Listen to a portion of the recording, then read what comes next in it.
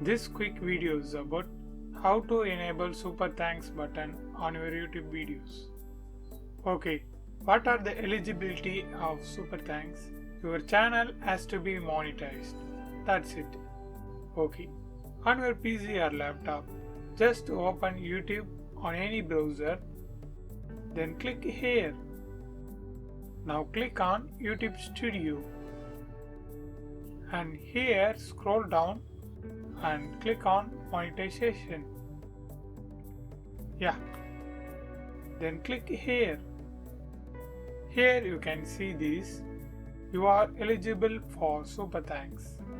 And here you can turn on super thanks. Just click this toggle button. Now it's turned on. And also enable these super stickers and super chat buttons.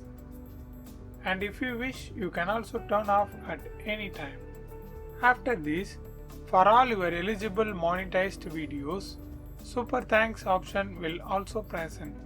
When your subscribers give super thanks, 70% will be yours and 30% for YouTube, and that revenue will be automatically added on your AdSense account.